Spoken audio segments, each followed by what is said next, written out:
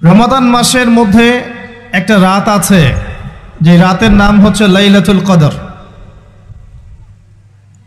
আমি আশা করি আপনারা সবাই এই সূরাটা জানেন। বা'দা আউযু বিল্লাহি মিনাশ শাইতানির রাজীম, ইন্না আনজালনাহু ফি লাইলাতুল কদর। নিশ্চয়ই আমি কোরআনকে নাজিল করেছি লাইলাতুল কদরে, ভাগ্য রজনীতে। ওয়া মা আদরাকা মা লাইলাতুল কদর। হে নবী মুহাম্মদ সাল্লাল্লাহু আলাইহি ওয়াসাল্লাম, আপনি কি জানেন লাইলাতুল কদর কি জিনিস? লাইলাতুল কদরি খায়রুম মিন আলফি শাহর। লাইলাতুল কদর হচ্ছে হাজার মাসের চাইতে উত্তম। এখানে গাণিতিকভাবে ব্যাখ্যা করতে যাবেন না 1000 মাস সমান সমান কত বছর হয়, ব্যাপারটা এমন নয়। এখানে আধিক্য বোঝানো হয়েছে। হাজার হাজার মাস ইবাদত করলে যে নেকি হয়, এক রাত ইবাদত করলে সে নেকি হয়ে যাবে ইনশাআল্লাহ। এই রাতে কি হয়? স্পেশাল তানাজ্জালুল মালাইকাতু ওয়ার রূহ। এই মাসে আল্লাহর পক্ষ থেকে আল্লাহর ফেরেশতারা নেমে আসেন। কোথায় নেমে আসেন? পৃথিবীতে। তাদের সর্দার হিসেবে থাকেন জিবরাইল আলাইহিস সালাম। তানাজ্জালুল মালাইকাতু ওয়ার রূহু ফিহা বিইذনি রাব্বিহিম। আল্লাহর রবের আদেশে তারা এই কাজটা করেন। মিন কুল্লি আমর, প্রত্যেকটা বিষয়ের ফয়সালা হয় এই রাতে। আপনার আমার তাকদীর লেখা হয়েছে আসমান জমিন সৃষ্টির 50,000 বছর আগে।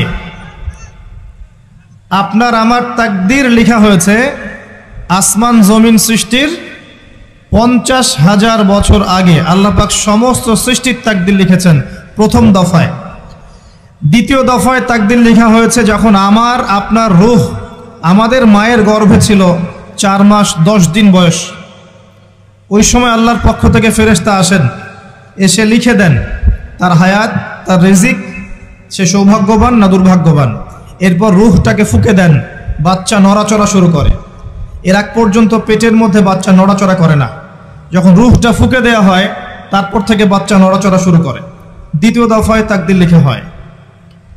এরপরে তৃতীয় দফা লেখা হয় এই লাইলাতুল কদরে, যে আগামী 1 বছর কি হবে, আপনি কি করবেন। অর্থাৎ 1 বছরের বাজেট প্রণয়ন করা হয় প্রত্যেক লাইলাতুল কদরে।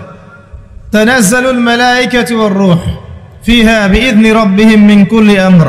এই রাতের আরেকটা বৈশিষ্ট্য হচ্ছে সালামুন হিয়া হাত্তা মাতলাইল ফজর। ফজর পর্যন্ত এই রাতে শান্তি শান্তি শান্তি শান্তি প্রশান্তি বজায় থাকে। এই রাতে আপনি যে দোয়া করবেন, যে কোনো দোয়াই করবেন, যদি আপনার রিজিকটা হালাল হয় ইনশাআল্লাহ কবুল হয়ে যাবে। যে কোনো দোয়া।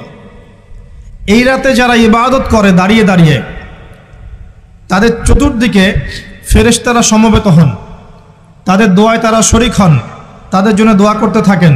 ঠিক তখনই দেখবেন মুমিন বান্দার চোখ দিয়ে টপ টপ করে পানি পড়া শুরু হয়েছে। আপনি ফিল করতে পারবেন যে আপনার দোয়া আল্লাহ কবুল করছেন। এই রাতের ইবাদতকে 1000 মাস দিয়ে গুণ করলেও কখনো সমান হবে না। একটা রাত ইবাদত করলে আপনি হাজার হাজার মাসের নেকি পাচ্ছেন। এই সুযোগটাকে ছেড়ে দেওয়া যায়? কবে এই রাত স্পেসিফিকলি বলা যাবে না, 27 তারিখেই স্পেসিফিকলি বলা যাবে না যে 21-এর রাতেই, 23-এর রাতেই বা 25-এর রাতেই, নির্দিষ্ট করে বলার কোনো সুযোগ নাই।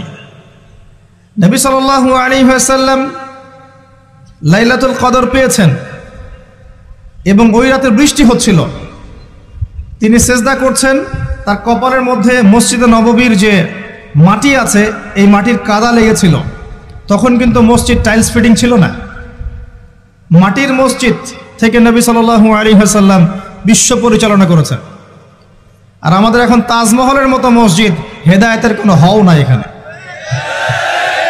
এটা আখিরুজ্জামানের সাইন, মসজিদগুলো হবে চাকচিক্যময়, হেদায়েত শূন্য। হাদিস একদম স্পষ্ট আছে, মসজিদ হবে চাকচিক্যময় কিন্তু হেদায়েত শূন্য। ইভেন দেখবেন নামাজ পড়ছে মুসল্লি, পাশে হই হুল্লো করছে। দিনের কথা আলোচনা হলে বা নামাজ পড়লে, কেউ কোরআন তেলাওয়াত করলে আদবের সাথে যে পাশে শোরগোল করতে হয় না, এটাও এখন বুঝাতে হয়। বুঝাতে গিয়ে যদি আপনি এই আয়াত তেলাওয়াত করেন, লাহুম কুলুবুন লা ইয়াফকাহুনা বিহা, কিছু মানুষকে আল্লাহ পাক কলব দিয়েছেন বোঝে না। ওয়া লাহুম আযানুন লা ইয়াসমাউনা বিহা, কিছু মানুষকে আল্লাহ পাক কান দিয়েছেন শোনে না। ওয়ালাহুম আ'ইউনুন লা ইউবসিরুনা বিহা, কিছু মানুষকে আল্লাহ পাক চোখ দিয়েছেন দেখে না। উলাইকা কাল আনআম, এরা আনআমের মতো। বাল হুম আদাল, বরং তার চাইতেও নিকৃষ্ট। তখন কিছু মানুষের ইগোতে লেগে যায়। আচরণ কিন্তু এমনই। কোরআন যেখানে তেলাওয়াত করা হচ্ছে, নবীর হাদিসের কথা বলা হচ্ছে, সেখানে উঁচু স্বরে কথা বলা জায়েজ নেই। নামাজ পড়ছে একজন ব্যক্তি, সে আল্লাহর সাথে সরাসরি কথা বলছে, তার পাশে কথা বলা জায়েজ নেই। এমনকি নামাজরত ব্যক্তির পাশে কোরআন তেলাওয়াত করাও জায়েজ নেই। আমি কথা কি বুঝতে পারছেন? একজন ব্যক্তি নামাজে দাঁড়িয়েছে, আল্লাহর সাথে কথা বলছে, পাশে আপনি কোরআন তেলাওয়াত করতে পারবেন না জোরে জোরে। মনে মনে করতে হবে, করতে চাইলে মনে মনে করতে হবে। অনেক সময় মসজিদের ভিতরে দেখবেন নামাজ পড়া হচ্ছে, শোরগোল করছে। নবী সাল্লাল্লাহু আলাইহি ওয়াসাল্লাম বলেছিলেন, আখিরুজ জামানে, তিরমিজিতে আছে হাদিসটা, আখিরুজ জামানে ইসলামের নামটুকু থাকবে, ইসলামের প্রকৃত বিষয়গুলো থাকবে না। কোরআনের মাসহাফ থাকবে, যে মাসহাফ, কোরআনের মাসহাফটা থাকবে, এর শিক্ষাগুলো থাকবে না। মসজিদগুলো হবে চাকচিক্যময়, কিন্তু মসজিদ হবে হেদায়েত শূন্য। আর চতুর্থ লাইনটা আরো ভয়ঙ্কর। 4 নম্বর লাইনে গিয়ে নবীজি বলেছেন সাল্লাল্লাহু আলাইহি ওয়াসাল্লাম, আসমানের নিচে জমিনের উপরে আল্লাহর সবচেয়ে নিকৃষ্ট সৃষ্টি হবেন এক শ্রেণীর আলেম, যাদের থেকে ফিতনা ছড়াবে এবং তাদের দিকেই ফিতনা ফিরে আসবে। তিরমিজির মধ্যে হাদিসটা আছে, যে কোনো আলেমকে জিজ্ঞাসা করে এটা কোন শ্রেণীর আলেম, এটা বোঝার জন্য আপনার পিএইচডি করার দরকার নাই। যারা দিনকে দুনিয়ার বিনিময়ে বিক্রি করেছে, তারাই সেই শ্রেণীর আলেম। যারা সত্য কথা বলতে ভয় পেয়েছে, তারাই সেই শ্রেণীর আলেম।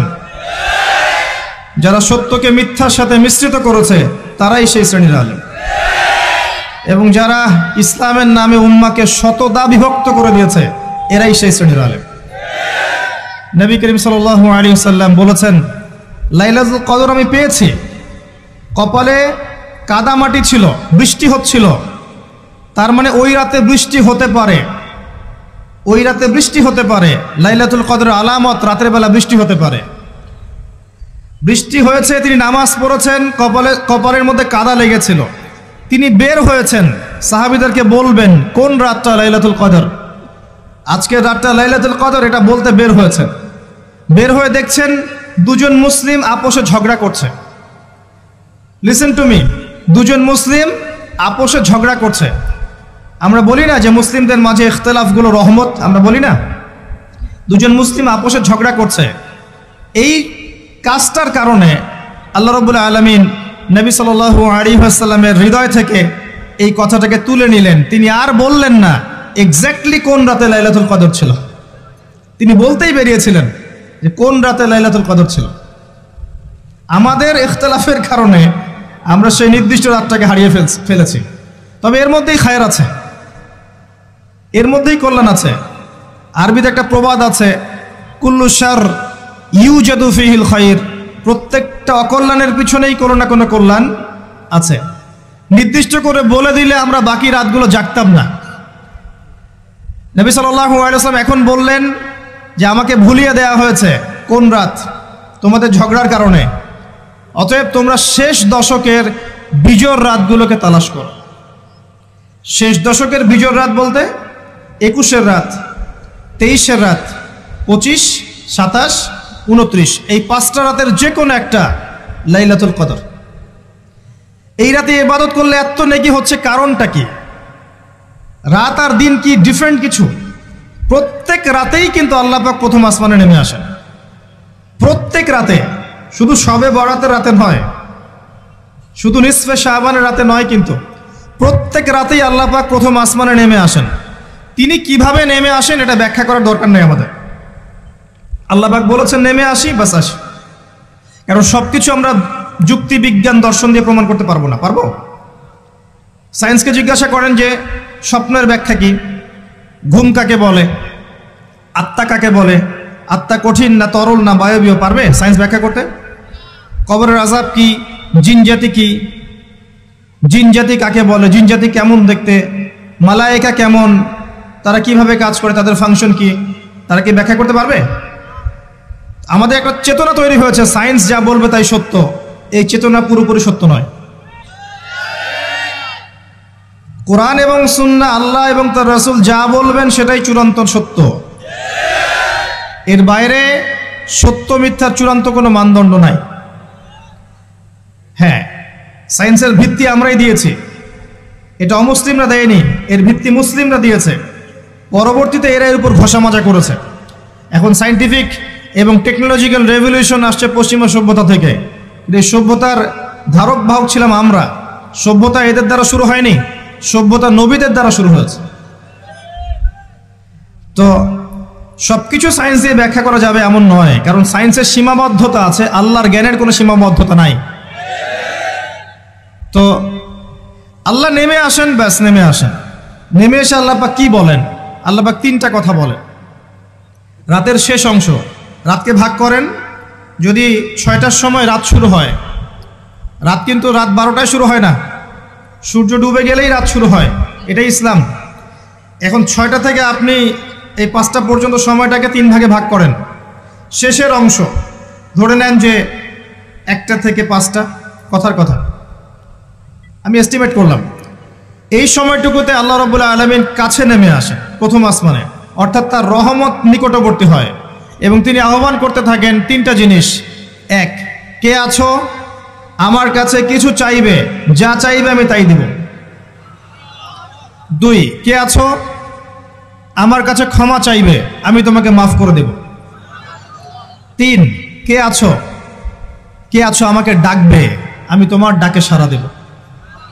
মানে এই সময় আপনি যা চাইবেন ইনশাআল্লাহ, আপনার আকীদায় যদি শিরক না থাকে, আমলে যদি বেদাত না থাকে এবং আপনার রিজিক যদি হালাল হয়, ইনশাআল্লাহ তাআলা আপনার দোয়া কবুল করা হবে। আল্লাহ পাক প্রত্যেক রাতেই নেমে আসেন। তাহলে লাইলাতুল কদরকে এত স্পেসিফিকলি ইম্পর্টেন্স দেওয়ার কারণ কি?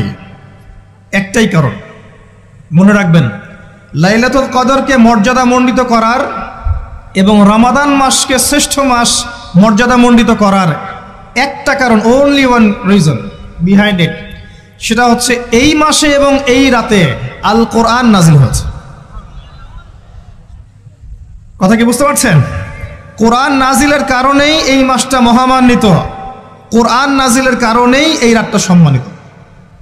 ইন্না আনজালনাহু ফি লাইলাতুল কদর। আসুন সামনে যাই। নবী করিম সাল্লাল্লাহু আলাইহি ওয়াসাল্লাম যখন এই জাহেলি যুগে বাস করছেন, এই লাইলাতুল কদরে রমাদান মাসে আল্লাহ পাক কোরআন নাজিল করলেন। কি জন্য নাজিল করলেন? কারণ এই সমাজটাকে পরিবর্তন করার জন্যে, সমাজের জাহিলিয়াতগুলোকে দূর করার জন্যে নবী করিম সাল্লাল্লাহু আলাইহি ওয়াসাল্লাম প্রচণ্ড ফিকির করতেন। কি করা যায়, কি করলে মানুষগুলো শিরক ছেড়ে দিবে, কি করলে সুদ বন্ধ হবে, কি করলে মাদক থেকে মানুষ দূরে থাকবে, কি করলে নারীর সম্মান বৃদ্ধি পাবে। তিনি ভাবতেন কিভাবে গোত্রীয় হানাহানি বন্ধ করা যায়, তিনি এগুলো ভাবতে থাকতেন। হেরা গুহায় বসে তিনি এগুলো ভাবতেন কি করা যায়। যুবক বয়সে তিনি হিলফুল ফুজর তৈরি করেছেন এগুলো সমস্যা দূর করার জন্য, কিন্তু পরিপূর্ণরূপে সফল হয়েছেন বলতে পারি না আমরা, কারণ তখন ওহী আসেনি। এই ভাবতে ভাবতে ভাবতে ভাবতে একদিন এক রাতে তার কাছে আল্লাহর পক্ষ থেকে কোরআন নাজিল হলো। সূরা আলাকের প্রথম 5টা আয়াত, বিসমিল্লাহির রহমানির রহিম, ইকরা বিসমি রাব্বিকাল্লাযী খালাক। পড়ুন আপনার রবের নামে যিনি আপনাকে সৃষ্টি করেছেন। খালাকাল ইনসানা মিন আলাক, যিনি মানুষকে সৃষ্টি করেছেন জমাট বাঁধা রক্তপিণ্ড থেকে। আমরা সবাই জমাট বাঁধা রক্তপিণ্ড ছিলাম মায়ের পেটে। আজকে আমরা আল্লাহ দ্রোহী হয়েছি, কিন্তু আমরা পেটের মধ্যে এতটুকু জমাট বাঁধা রক্তপিণ্ড ছিলাম।